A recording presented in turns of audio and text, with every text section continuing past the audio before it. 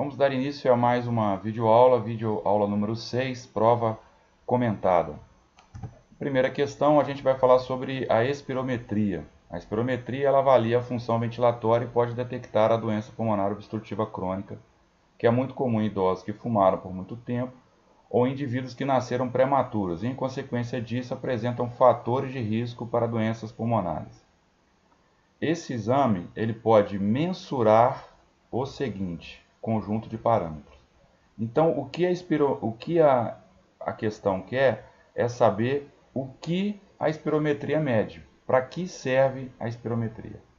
Antes de responder essa questão, vamos fazer um resumo aqui importante, que são questões que normalmente caem no concurso a respeito de medir volumes e capacidades pulmonares. Então, a espirometria ela é um exame que tem a função de mensurar volumes e capacidades do sistema respiratório, tá? Então, a espirometria mede volumes pulmonares, volumes e capacidades pulmonares, tá certo? Então a gente vai fazer um gráfico aqui que vai mostrar os volumes, os volumes medidos na espirometria. Então você tem, toda vez que há uma inspiração e uma expiração, né? Uma inspiração e expiração comum, ciclo respiratório não forçado. Então aqui eu tenho uma inspiração e embaixo aqui eu tenho uma expiração. Então, essa ins e essa ex não forçada é o chamado volume corrente. Então, o primeiro volume que se mede aqui, então vamos colocar aqui, ó, volumes. O primeiro volume que se mede aqui é o volume corrente, né? Que é o volume na ins e na ex não forçada.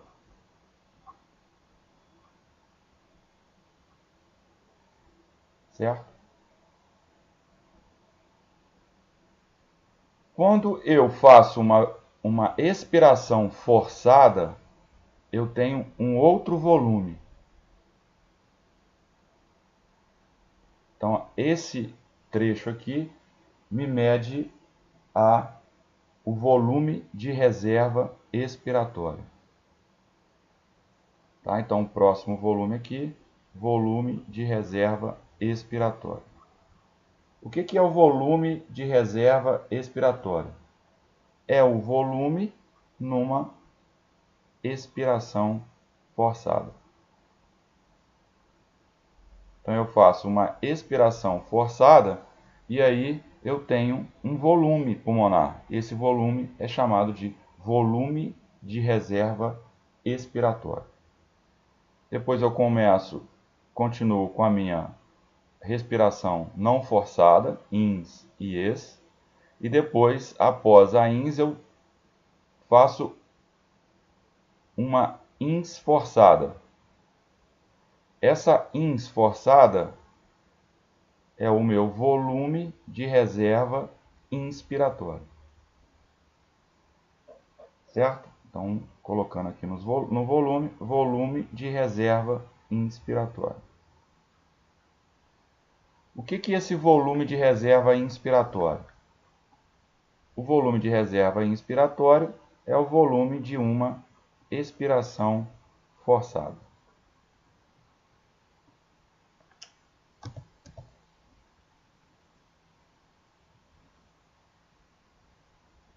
Tá? Então, eu tenho volume corrente, que é o volume inspiratório e expiratório não forçado. Volume de reserva expiratório, que é o volume após uma expiração forçada. E o volume de reserva inspiratório após uma inspiração forçada. Depois eu continuo, né, com a minha respiração normal, minha ins e minha ex. Tranquilo? E por último, a gente tem um outro tipo de volume, que é o volume que permanece nos pulmões após uma ventilação, após uma expiração forçada, que é o chamado volume residual. Tá? Então, por último aqui, eu tenho o volume residual, que é o volume que permanece após uma expiração forçada. Esse volume que fica nos pulmões. Tá certo? E o que são as capacidades? Tá? O que são as capacidades? As capacidades é a soma dos volumes. Tá? Então eu tenho 4 volumes e eu vou ter 4 capacidades. Lembra, volumes e capacidades 4 por 4, ou seja, eu tenho que ter 4 volumes e 4 capacidades. A primeira capacidade, que é a chamada capacidade vital, é o que vital, né? Então fica bem fácil da gente visualizar. É o que é aproveitado. Então a capacidade vital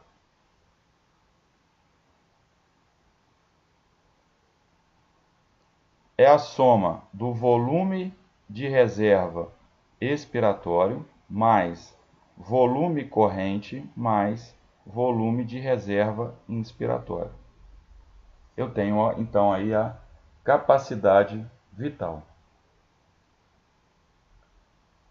Eu tenho a capacidade inspiratória. Como a capacidade é soma de volumes, né? Então eu tenho a capacidade inspiratória, já dá para deduzir que se a soma de volumes é os volumes relacionados à inspiração. Então é o volume de reserva inspiratório mais o volume corrente. Então a capacidade inspiratória é a quantidade máxima de gás que pode ser inspirada no final de uma expiração corrente. Tá? Então, ó, essa capacidade inspiratória, como eu não tenho volume inspiratório, eu tenho volume corrente, essa capacidade inspiratória ela ocorre no finalzinho da expiração. Então, ela é a soma da ins mais o volume de reserva inspiratório, né? É o volume corrente mais o volume de reserva inspiratório. E depois você tem a capacidade residual funcional. O que é essa capacidade residual funcional? É o volume residual, esse é fácil, né? Mais o volume de reserva expiratório. Então, o volume residual expiratório, volume de reserva expiratório mais o volume residual, forma a capacidade residual funcional. É a quantidade de ar que permanece nos pulmões após uma respiração calma, tranquila. Certo? E por último, já que são 4 capacidades, eu tenho a capacidade pulmonar total. E é isso tudo aqui, ó. Capacidade pulmonar total. O que é essa capacidade pulmonar total? É a capacidade vital, né, mais a capacidade vital mais o volume residual. Certo? A capacidade vital não é o volume de reserva expiratório mais volume corrente mais volume de reserva inspiratório? quando eu somo o volume residual, eu tenho a capacidade pulmonar total, que está mostrada aqui no gráfico, né? Então, são 4 volumes e 4 capacidades. Lembrando que a capacidade é a soma de volumes. Tá certo? Volume corrente, volume de reserva expiratório, volume de reserva inspiratório e volume residual. Capacidade vital, capacidade inspiratória, capacidade residual funcional e capacidade pulmonar total. Voltando à questão, então o que a espirometria vai medir? Né? A espirometria vai medir volume corrente e resistência das vias aéreas? Não. Volume corrente vai volume minuto? Não. Pico de fluxo expiratório? Não. Volume corrente, capacidade funcional, capacidade residual funcional e volume de reserva expiratório? Então a resposta certa dessa questão é letra C. A espirometria também mede alguns outros parâmetros, entre eles a VF1, que é o volume expirado no primeiro segundo, tá? E a relação VF1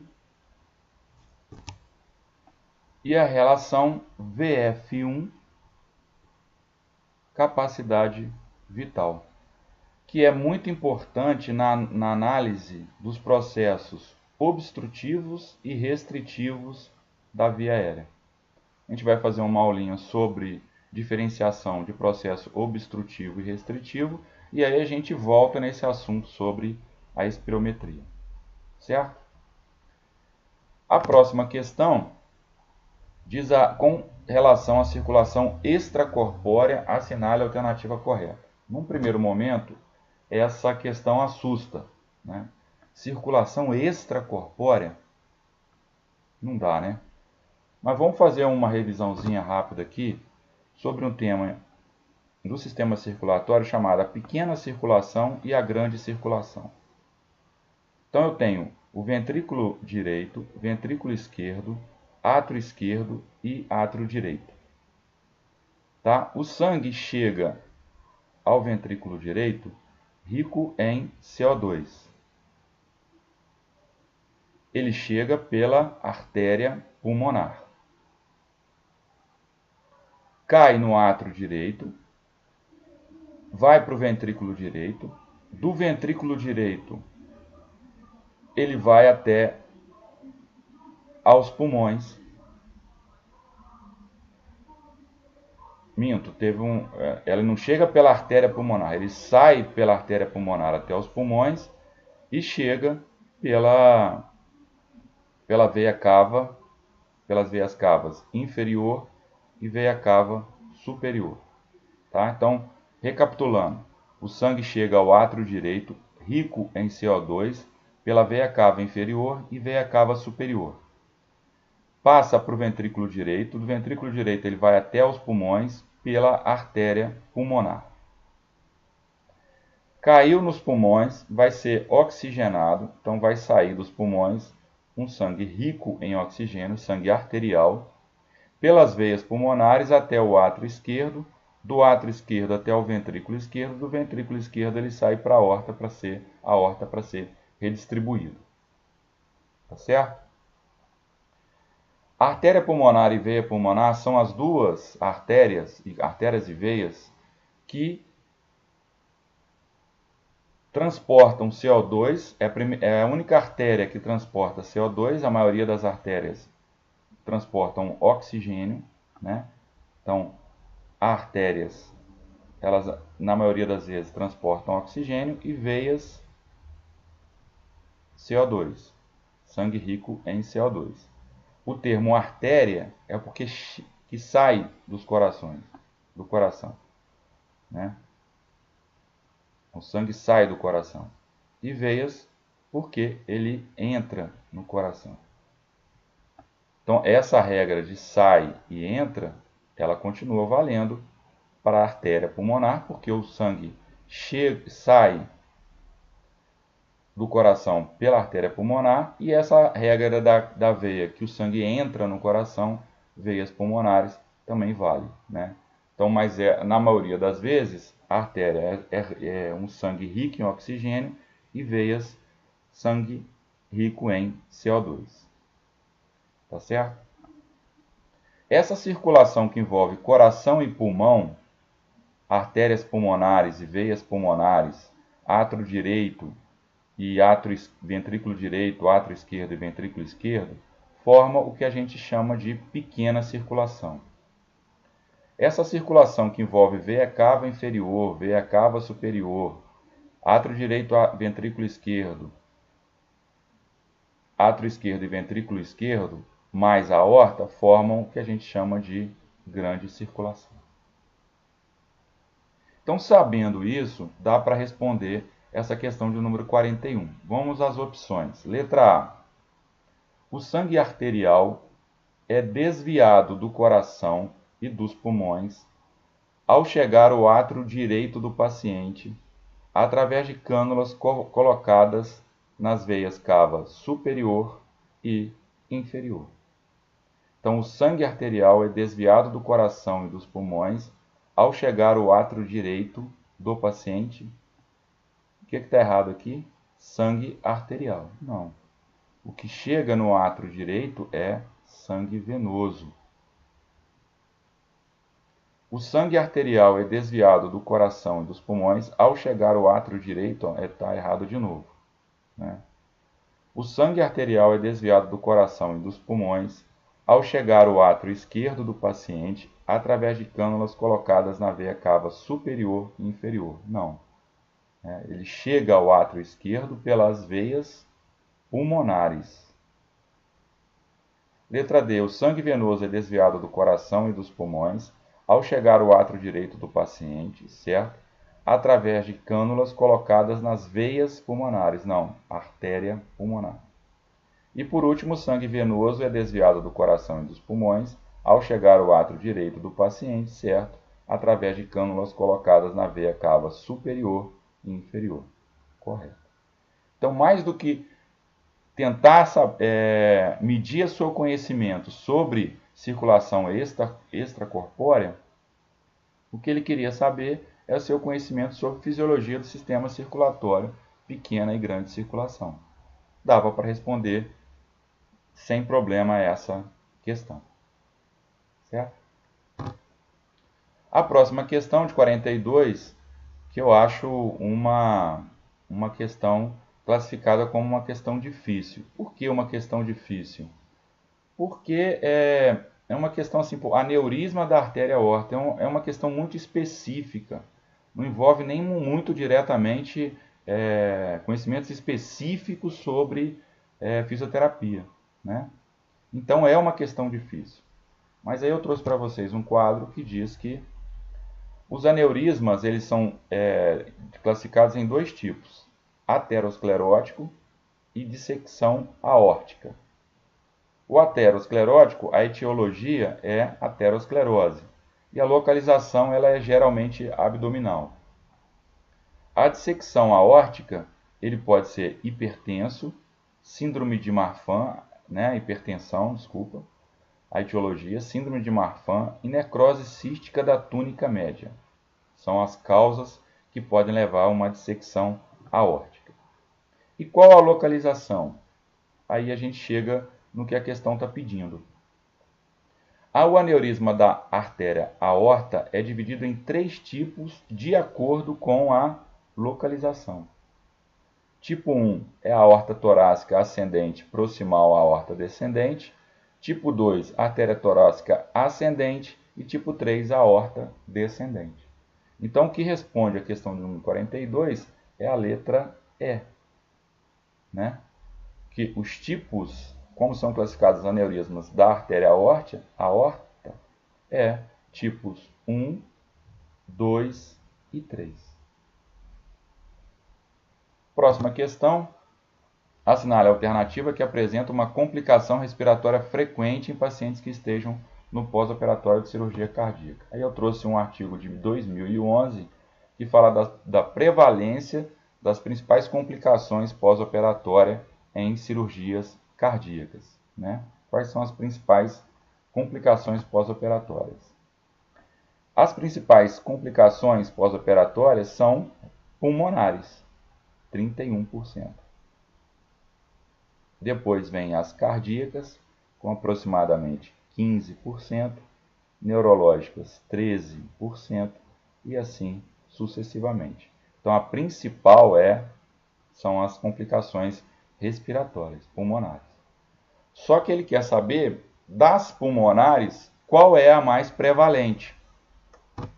Então, nas complicações pulmonares encontradas nessa população estudada, a insuficiência respiratória aguda é o que ocorreu com a maior prevalência, 31,89%. Depois, uma complicação é a intubação traqueal ou ventilação mecânica por mais de 48 horas, 21,31%. E derrame pleural com 18,03%. Então, ele dá aí 5 opções: pneumotórax, asma, bronquite e derrame pleural. Complicação respiratória. Em paciente que pós-operatório de cirurgia cardíaca, poxa, por dedução, asma, bronquite e resfriado, pode tirar. Fica entre pneumotórax e derrame pleural. Você vê no quadro de complicações que está lá, ó, pneumotórax. Asma, bronquite, resfriado, nem passa perto, não é uma complicação. Tá? Quem tem asma ou bronquite pode, né, a asma e a bronquite pode ainda complicar as complicações respiratórias encontradas, mas não é o caso.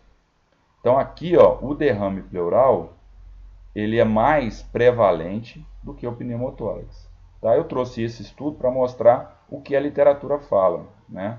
Não é só esse estudo que mostra isso. A resposta não está baseada só nesse estudo, só para trazer uma informação a mais. Então a resposta correta é derrame pleural. Tá certo? Então é isso aí, gente. A gente terminou o vídeo de número 6. Visita lá o nosso blog, fisioevidências.blogspot.com.br. Quem gostou do vídeo, curte, compartilha, divulgue. A gente precisa dessa sua contribuição. Obrigado e até a próxima.